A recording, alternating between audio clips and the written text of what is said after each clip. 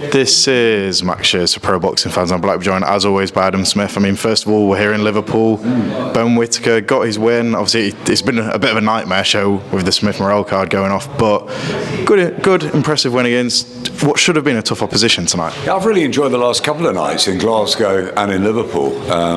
Been some really good performances, some fantastic action. Last night I thought Royston Barney-Smith was superb. Sam Gilly, what a great win. John Joe Carrigan's a phenomenal prospect. Tonight Leo Atang had to go 6 rounds. I heard he was a little bit hard on him. I thought Leo was okay. He made a couple of mistakes in there, but he got the job done. And yeah, he got a point deducted. He's got to learn these things. Leo's a really hot prospect. And I think what I love about a lot of the fighters that are on the scene at the minute is that they're great outside the ring as well as in the ring. And I think Leo is a 19-year-old, Moses is a youngster. A lot of the young kids who are around are very mature for their age, and they're good. They get the media. They get what it's about. They get the Instagrams, the Snapchats, the social stuff. Certainly Ben Whitaker is a master of that. But it's really important. It's really important to engage storylines and characters as well as what you do in the ring. There's got to be a hook that makes people want to watch you. And I think these fighters are getting that. And I think over the last couple of days we've seen that. I thought Joe McGraw boxed really well tonight. Best I've seen him. I thought he was controlled. I thought his body shot was fantastic at the end. So a great win for him. I know he's had a tough time, but he's 23. These kids are young. Giorgio Vizioli, George Liddard the other week. They're young, 20-something-year-olds, and they've got so much time ahead of them. I thought Molly was brilliant tonight. I thought the whole ring walk, Jamie Webster was fantastic. It was just such a great. It was almost like a main event, wasn't it? And despite Callum not being able to fight, I sort of felt it was a really electric atmosphere in there for Molly, and that was a brilliant ring walk. I thought it was a really, really good performance. Again, it's a very tough competitor. Ashley from Enzo's gym really gave everything, and Molly was good tonight on her feet, and thought she boxed beautifully, and she came up to us straight after the final bell and said, "What did you think? Do you think it was the best ever?" And I said it was certainly the best I've seen in the 4 fights. And look, she can go on from that. She's such an infectious character and a great role model for the city. Great seeing Paddy as well here, Paddy the Baddie, brilliant. And it felt like a great night. And of course, everyone stayed for Ben Whitaker. Why wouldn't you? I mean, I think when I commentate, you have to keep your eye on the action every second of that round. But sometimes you wander to the corners or whatever. You can't take your eye off Ben Whitaker when he's in the ring. He is you just don't know what he's going to do next. His jab's fantastic. His body shots were good. He has total control really quickly, and he's calm and he's precise, and he can do a bit of showboating, and then he hits you with a body shot, and then that hurts you, and then he goes for another one, and bang, there's an opening. Brilliant again.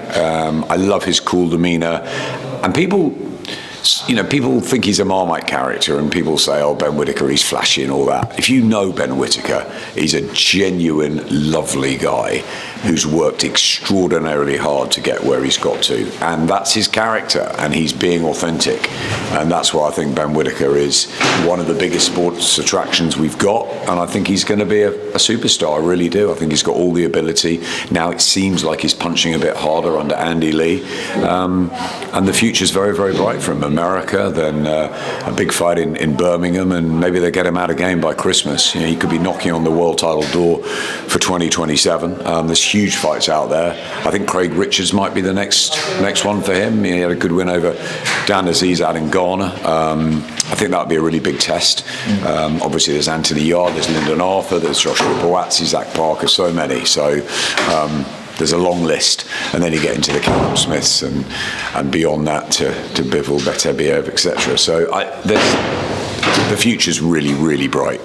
Definitely. I think every time I interview Adam, I say this every single time, I understand how lucky I am to speak to you, and a lot of that is because of the stories that you've seen in boxing, the storylines, the characters, the people that you've lived through with the sport. When you look at Ben Whitaker, I don't want to get the numbers wrong here, but I think aside from Tyson Fury and Anthony Joshua, he's like the most followed person on Instagram. And obviously we know as an amateur how brilliant he was, what he did as an amateur at the Olympics, and now he's crossed over and he's looked so good. If you was to compare where Ben Whitaker is right now to maybe someone that you've seen through your time in sport, what do you see in Ben Whitaker? Because we know that he's got the talent, he's got the presence, returns. So what have we got with Ben Whitaker? How would you compare that? Well, he's 28 and he's not probably quite as advanced as a professional as I think some of the others. He was a sparkling amateur, standout amateur. I think by the age of 28, I'd have thought he'd have fought for world titles by now. Hasn't quite happened. Maybe the Liam Cameron story just checked him for a moment, and he had to. He said in the press conference afterwards, I think, that he had to grow up a bit. You know, that there was a bit of immaturity there. I think he's found his place now with Andy Lee. Obviously, him and Eddie are a match made in heaven, and I think that Ben did a good job with him. Sky did a good job with him, but I think that now is the time really to strike with Ben. So look, we'll look. He wants to be remembered as one of the great fighters from Britain, and to do that, he's got to win world titles. He's got to beat a huge amount of those names we've already mentioned. 5 or 6 of those fights are phenomenal fights, and if he can get through them, then absolutely. So fighters mature in different ways. Tony Belly's been around tonight. He had a tricky parts of his career, and he came through, and it got better and better for him. It got better and better for Carl Froch. There's certain fighters it did, some fighters it dipped away from, like Nassim Muhammad had that incredible run, and then it started just to go away from him, and the loss to Barrera, and then he fought Calvo, and he disappeared. So you just don't know how fighters are going to whether they're going to last. There's longevity, or they're going to be shorter careers and maybe more enticing or exciting. And I think with Ben, we've got time. It feels like he's going to get to world title level next year, probably within 12, 18 months, and then maybe we'll have 4 or 5 more years to really see how good he is. He's a light heavyweight. He can go on into his mid-30s. That's 7 years, plenty of time. But I think probably because he was such a good amateur, it's taken a little bit of time. But I mentioned earlier the young 21, 22, 23-year-olds, Leo Atang 19, TMA 8, and they're teenagers, and they're turning pro quicker, whereas Ben had that phenomenal amateur career. And normally, if you have a super amateur career, you're probably going to have a super professional career. It doesn't always work like that. Sometimes you're a brilliant amateur, like Peter Richardson from Middlesbrough, phenomenal amateur, got cut a lot in the pro ranks, didn't quite work out for him. Alan Temple, another phenomenal ABA champion, good fighter, but never really made it as a top pro. So sometimes it doesn't work, but you look at the greats of the modern generation, the Floyd Mayweathers, you look at Joe Calzaghe over here, these guys were stellar amateurs. They had the pedigree, they had the foundations, they were boxing from when they were young. Katie Taylor's another, since she was 10 years old.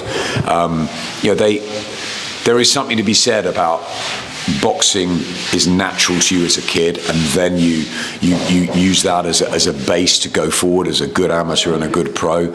So look, it doesn't always happen. Fabio Wardley will just sit here and say, look, I didn't have any of that, and I had 4 white collar fights and I'm world heavyweight champion. But that doesn't happen every day, and that's why we've got to enjoy Fabio's story, because it's sort of a one-off. Definitely. I think I could talk about this card for quite a long time. Obviously, we are getting later on in the night. I've not spoke to you since Tyson Fury's return fight. I just said in there about Carl Froch saying that Anthony Joshua shouldn't have a return fight. I imagine you lean on the Anthony Joshua definitely deserves a return fight before going into a Tyson Fury fight. I think people are forgetting something here. Yeah. Anthony Joshua was in a horrendous car accident just a few weeks ago, in December. I'm very close to AJ. He lost 2 of his very, very dearest friends and inner circle. I don't think anyone should be talking about what Anthony Joshua should or shouldn't do really at the moment still.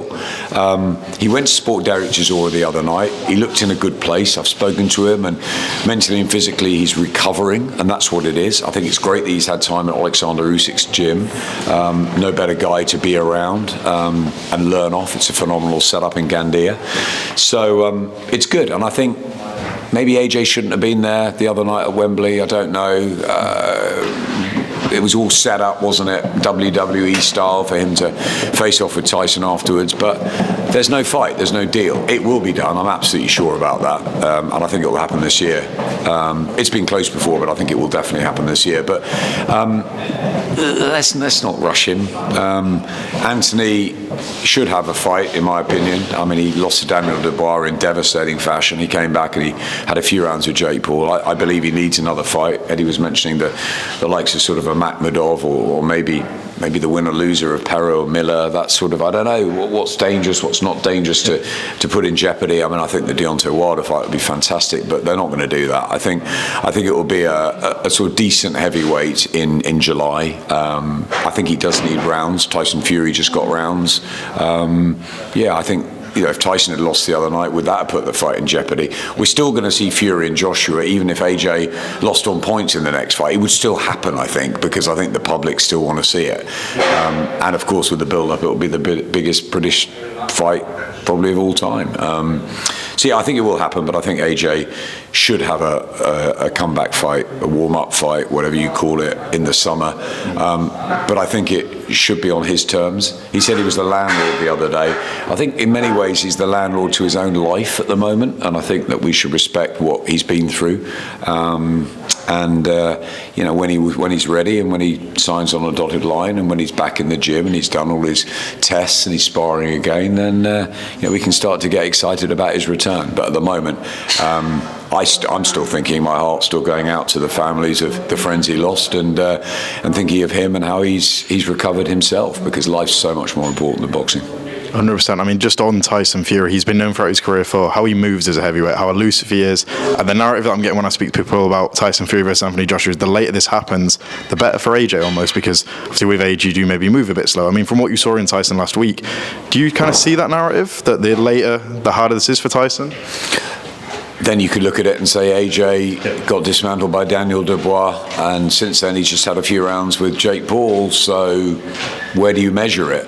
The fight should have happened like Mayweather-Pacquiao 3 or 4 years ago. There was a time where I remember being on the phone to Tyson, and the other phone there was AJ and Freddie, and it was very, very close, and Tyson was trying to tell him to sign it, and I think AJ probably wanted the fight. I think both fighters wanted it at the time, but promoters, managers, trainers, everybody's got opinions and things get in the way, and ultimately it didn't happen. So we've lost a lot of big fights over the years that didn't happen. Lennox Lewis and Riddick Bowe never had a rematch of the Olympic final. We never got Junior Witter and Ricky Hatton, which was a great fight at the time. It never happened. Carl Froch and Joe Calzaghe never fought this.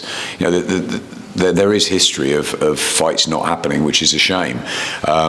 Fury and Joshua are the two names still that people talk about out there on the streets more than anyone else. So this fight has to happen. Who would it benefit more? I thought Tyson looked rusty for the first 2 or 3 rounds last week. I thought he took time getting going. 16 months out, I thought he boxed okay. I thought it was a poor fight, but he was fine. He got the 12 rounds, and I think AJ probably needs the same sort of thing. He just needs to fight and get busy again before he meets Fury. Who does it benefit more? I think the fight, a bit like Hatton Witter or maybe Mayweather-Pacquiao back in the day, it's like it just goes from one side to the other. You think, I can see a way that AJ just knocks him out, or I can see a way Tyson Fury outboxes him, or you like that. And when you're like that, like we were with Wilder Chisora the other week, when you don't know who's going to win, Fabio Wally and Daniel Dubois, when you don't know who's going to win, that's what makes it exciting for us. We can picture it, we can visualize it. Eddie said in the press conference he keeps visualizing how he can become, a champion and beat Dana White and all that. That's all fantasy, right? It's fantasy. You can think about things until they actually get in the ring. We don't know. Wilder and Chisora, who'd have predicted that sort of barroom brawl the other night? But it happened, and it was entertaining because they were well matched. Fury and Joshua will be well matched, so it will be a fight that everybody will be tuning in for, and it will stop traffic in Britain when it finally happens. Definitely. Just last boxing one from me. I mean, there's been a lot of talk about Conor Benn, and Regis Prograis said that he believes Conor's British level. Eddie says Conor struggles against any of the elite guys at 147. He should go to 154. And even when you look at 154, the guys like Josh Kelly, Sanders, I have so many really good names. I mean, what do you see in Conor Benn, and where do you think he maybe is best? Yeah, Josh Kelly's had a really good year, hasn't he? And I think he'll be back in the summer. I'd like to see him fight Conor Benn. I think that's a really good fight. But the fight I want to see is probably most from a storytelling point of view is Ryan Garcia and Conor Benn, of course, and I think that's the fight that will happen. Look, I didn't think Conor was great the other night, but I think there's a lot of factors you've got to look into that. He's obviously had all the promotional stuff with Eddie, with Zuffa, and that's got to be unsettling in a way as well.